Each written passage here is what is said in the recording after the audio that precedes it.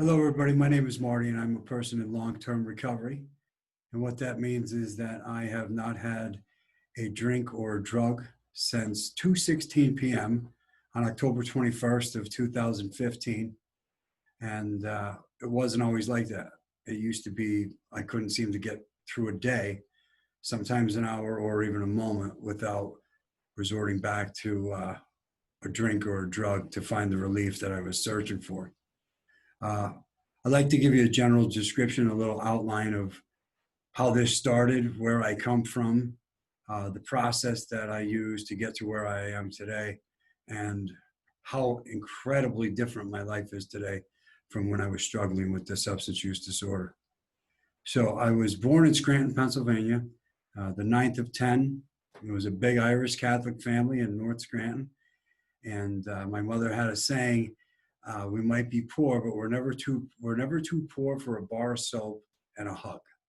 And so when I was a young kid, I remember having a great time playing Evel Knievel over jumps, making bicycles out of spare parts we found in our neighbors' garbage cans, and life was good. I felt comfortable about who I was. And then something happened in my life. I can't really pinpoint any one particular thing, but I remember my friends starting to come around saying things like, "Hey, do you like my new Nike sneakers? And wait till you check out the new bike my dad just bought at the local Cedar bike shop." And I remember thinking to myself, what's a Nike sneaker? My sneakers came out of the bin up at Woolworths. And I started to attribute my worth based on the financial validation that my parents would give me, not recognizing, as a child wouldn't, the obstacles of having to provide for 10 as opposed to those kids who were my friends were only children. And so I started to get resentful without even knowing that I was resentful. It started to make me feel insecure about who I was. I had some fears. I remember walking through life, and this is long before I ever picked up a drink, wondering, does everybody feel this way? And they're just not saying anything. So I decided I better just keep this to myself because I didn't want to be an oddball. I didn't want to be picked on. I didn't want to be ostracized by my friends. So that was really uncomfortable for me long before I ever even drank. And then that fateful day, somebody came and pushed a drink my way, and I took that drink, and I remember being able to do this.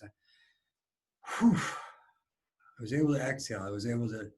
Truth of the matter is that the cares kind of just fell off of me. The burden of having to play act kind of fell away from me, and I didn't care what people thought of me. The only problem is the next morning when I would wake up and the drugs and the alcohol would wear off, all those things would return. The best way I've ever heard it put was I was walking, if you had a toothache and you didn't know that you had a toothache and you just told somebody, hey, listen, my mouth is sore, the inflammation is high, there's some sensitivity there, and it just doesn't feel comfortable.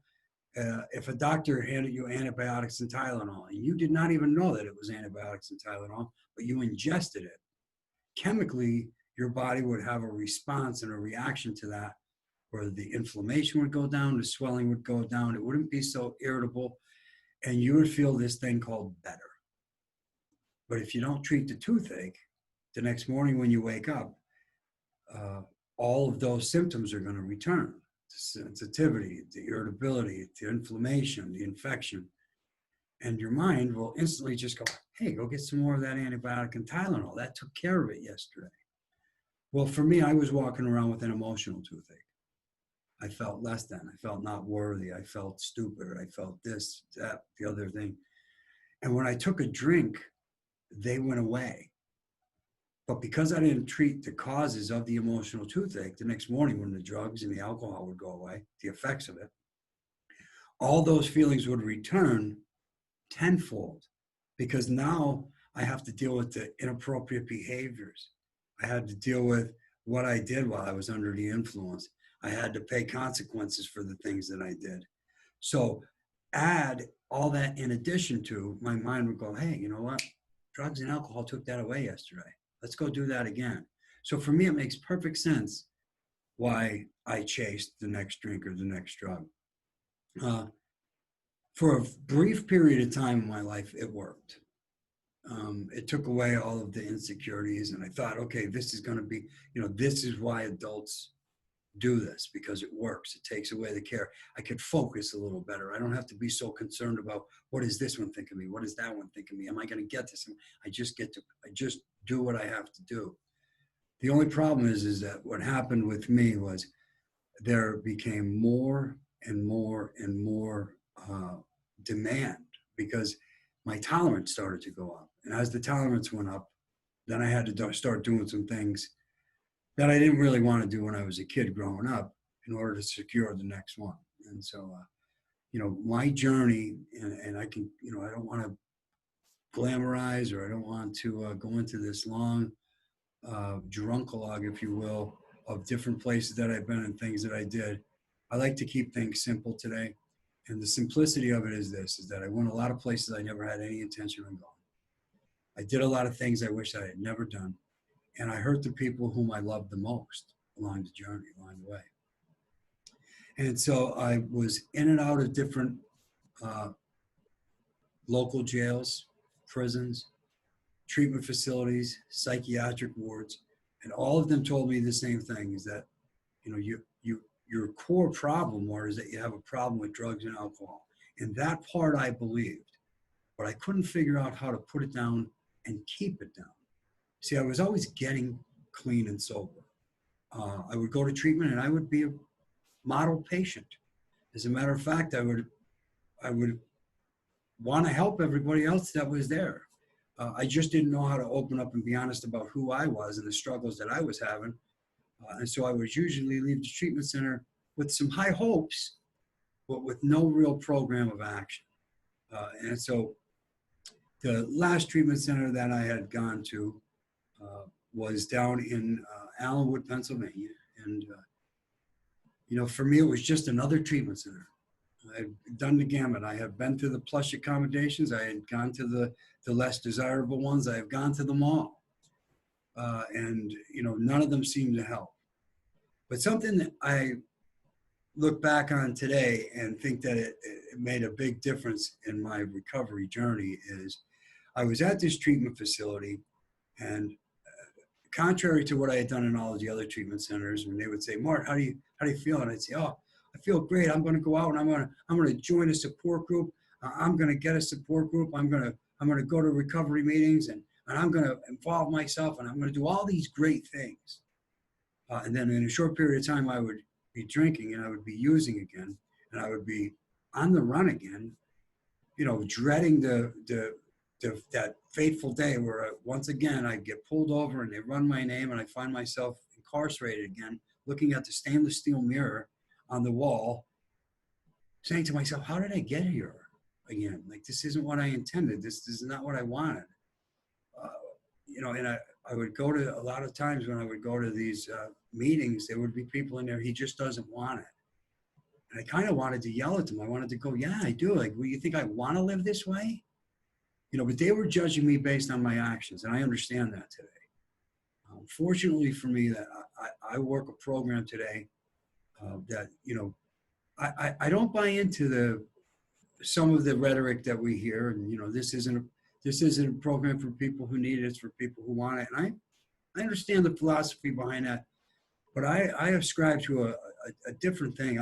I believe that this is not a program for people who need it or for people who want it. I think this is a program for people who do it.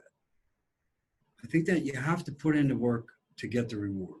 And for me, there has to be a reward, because I'm selfish and self-centered by nature, and I know that today. So at this last treatment center, when they finally said to me once again, "So what do you think, Mark? How do you think you're going to do?" And before I thought about it, what came out of my mouth was, "Not too sure. The good money's on the drink. I mean, I've done this before." And as soon as the words came out of my mouth, it was like I wanted to snatch them back. I was thinking, oh boy, here's this counselor's going to tell me that I'm resistant to treatment. Or now they're going to tell me you got to go someplace long term. Or now they're going to tell my parole officer, who was gracious enough to afford me the opportunity to go to treatment. They're going to tell him that I'm resistant to treatment. And when I go back home, he's going to lock me up again. And I thought, geez, what did I do? But something happened during that group, because as soon as I said that, the guy across the room from me, another patient, was nodding his head. He said, yeah, me too, man. I've been to treatment like 7 times. And then the guy from across the room said, yeah, you know what? I don't know, man. I've been to treatment and I've been here and it just doesn't seem to work. And other people started saying what I verbalized. And at that particular moment, I went, wow, I'm really not that different. See, but I had to be honest. It had to start with me being honest. And the truth of the matter is when asked then, what is honesty? I didn't know. See, I thought I was being honest my whole life. I didn't realize that I started inventing a character when I was 12 years old and I started drinking. And that character was whatever you wanted me to be. I have a saying, I used to tick to your talk. I was whatever you wanted me to be. And boy, that's tough stuff to hop from one foot to the other one all the time, to try to change. It's not a coincidence, but we have these masks that we have to wear all the time. And I'm thinking, geez, it took me 40 years to take one off. And now they're making me put one on. I was actually in a treatment center one time and I always had a position that I was going to take at this treatment center because I'm going to a treatment center where nobody knows me. I could make up who I am. I can invent somebody. I could be a millionaire. The check just didn't clear yet, whatever. And I remember I went to this treatment center and I decided I was going to take this Buddhist type stance because I always thought humility was a Buddhist type stance. And so somebody would confront me and challenge me in a group, and I'd be like, I'm very grateful that you brought that to my attention. I will surely work on that. God bless you. And you couldn't razzle me. And they had made a statement about something that I was very, very, passionate about. And it upset me. And I was sitting there, and the counselor that I was sitting with was sitting like right here behind me. When he saw me get upset, he leaned forward and he tapped me. He said, Martin. I said, what's that? He said, your mask is falling off. And I was like, oh. And then I centered myself real quickly and I looked back at him and I literally sarcastically winked at him and said, that's okay, I got 45 more. And I was probably under exaggerating because I probably had in the hundreds because I had designed a new mask to present to the world. But the truth of the matter is by the time I kept looking in the mirror, you have to take them off to shave. And I had to look at me. And at the end of it all, I just didn't like who I was. I had all these great ambitions. I thought, oh, geez, I know I'm not the sharpest tool in the shed, but I'm not the dullest butter knife either. And why is it that I can't figure out this thing called life? And so I came out of that treatment center there's only one thing that I came out of there different with this time than all of the times previous. And that was I was willing to try. I was really willing to give it an honest effort. And my daughter had, when my daughter was born in 1992, she was going to save me. I was like, she's going to save me. This is the girl that's going to save me. She's going to make me be more responsible. I got to grow up. And unfortunately, that didn't pan out that way. What I did was I left her mother and her little brother to fend for themselves for countless years while I continued a vicious cycle of in and out of institutions. And, I was at this last treatment center and, her name was Sammy, and Sammy was sober for about 3 years. And while she was sober, her sponsor of the 12-step fellowship that she belonged to had instructed her and suggested that she not stay in contact with me. And that was pretty appropriate for the time because she said, as nice as your dad is, he's toxic for you. And I respected that and I understood that. And I got a Father's Day card when I was over at the local county jail. And Father's Day card said, I know it sucks right now, Dad, but help somebody while you're there. And so I was proud of that statement because I knew, I'm a pretty intelligent guy, as I believe most human beings are. And I'm able to read and I can retain information. And I know that a huge part of recovery is giving back. And a huge part of it is trying to help the next person. You know, don't get so bogged down in the quagmire of your own selfish life. Help somebody else and allow others to help you. And that's the way the altruistic movement of recovery works. And so knowing that intellectually, now at this time, remember, I'm not applying it much. I try to apply it even while I was in there with simple things. Help a new guy with an envelope and a stamp and a letter to write for his family. And I started to feel better about myself, even while I was incarcerated. So fast forward back to I'm coming home from this treatment center, and and my daughter's struggling again. She's using, and I'm going, what do I do? And I thought, man, how am I going to stay sober? And fortunately for me, I had a gentleman who I had known who was in recovery for a long, long time. And he said he would be willing to work with me, and he'd be willing to help me, move forward in my own recovery. And I asked him, I said, Danny, how am I going to do this? And he said, you're going to do it just like me, one day at a time. He said, we're going to just take things very simple, little by slow. There's no goalpost that we got to, kick one through the uprights. He said, it's a cinch by the inch, but it's hard by the yard. So take it slow. So I said, okay. So I came home and I went to work, and I remember one of the biggest accomplishments in my early recovery was I came home and I looked at my wife and I said, you know what today is? And she goes, well, it's not 30 days. It's not 60 days. No, I don't know what it is.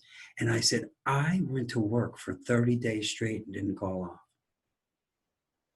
Now, if that makes you smile, then you might be an alcoholic like me, because there's having a job and then there's going to work. And that's two separate things. So I was starting to feel better about who I was, because I was starting to become dependable. And I thought, I can finally be her dad now. And so she was still struggling. I remember making some hard decisions, and I have some friends who supported me through, the way that I got sober was my path was abstinence. Now I understand that there's multiple pathways, and please, don't let me, please don't take that as my pathway is the only pathway. I'm just telling you my personal experience. I used a 12-step approach that worked for me. And the gentleman who was helping me also was helping with my daughter. And, we had to make some tough decisions, and, I had to go and have her arrested because she was using it. I was scared for her life. And, I would hear things from some people, and all coming from kindness. They were always coming from kindness. They always had kindness in mind. They would say things like, well, at least she's safe. And at least you could sleep at night. But you're talking to a dad, a dad who's been incarcerated, a dad who knows the sadness and the hopeless feeling of when you're incarcerated. And I knew that she was safe. But the sleeping good at night, not so much. The questions of, is she cold like I was cold? Does she feel like she's abandoned the way I did?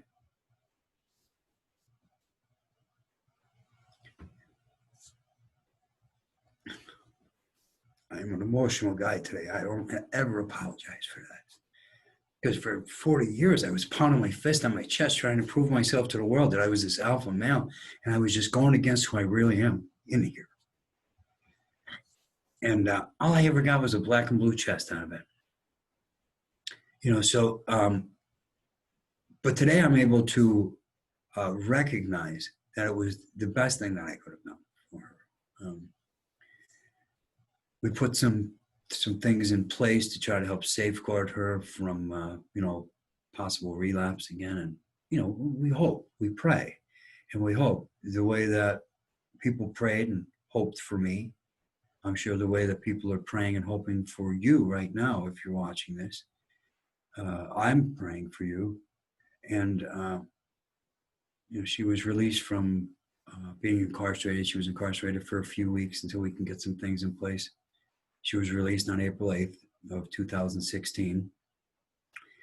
And on April 10th of 2016, I got a message that she was not responding to text messages from a friend.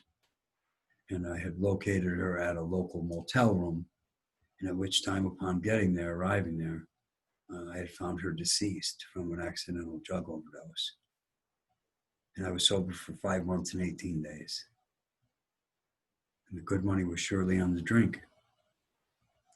But the friend promised me that if I persist, remarkable things will happen. And so I persisted. And there was a couple miracles that happened that day. The guy who could not get 30 days sober in solitary confinement in a super maximum penitentiary not only didn't drink or use, but I didn't want to. I had decided that no more was I going to sacrifice any more of the gift of life and give it back to the drink and the drug anymore. I had a friend of mine who's in the recovering community, John, and I asked him to help me because my mind was, the atomic bomb just went off. I had the resentment and the anger with the faith that I believed in. I was finally ready to be her father, and now you take her? Why didn't you just take me? How come I had gotten so many different multiple chances and she didn't? And what I found out is this is my faith and my belief is that God gives everybody chances. The only problem with us is we don't know when it's the last one. And so this gentleman said to me, what he does is he lives every day as highly ethical, as happy, and as purpose-driven as he possibly can in memory of those other ones, because they can't anymore. And so I said, I'm on. I accept that. So 2 days after we had laid her in the ground, I was going through this process, as I said, with a friend of mine, and I showed up at his brother's law firm to continue going through this process. And he said, you just buried your daughter 2 days ago. Are you sure you want to do this? And I said, not only am I sure I want to do this, I'm sure she would want me to, and I need to. And so it's about commitment. And one of the things that I really believe I have to be committed to, paramount above all others, is my own personal recovery. And the best definition I've ever heard of commitment is doing what it is you said you would do, long after in which the mood in which you said it in has changed. And so there's days that I'm not in the mood. That doesn't matter. There is something that I would like to read if I could. And I don't know if it's appropriate or inappropriate, but it is one of my favorite go-tos.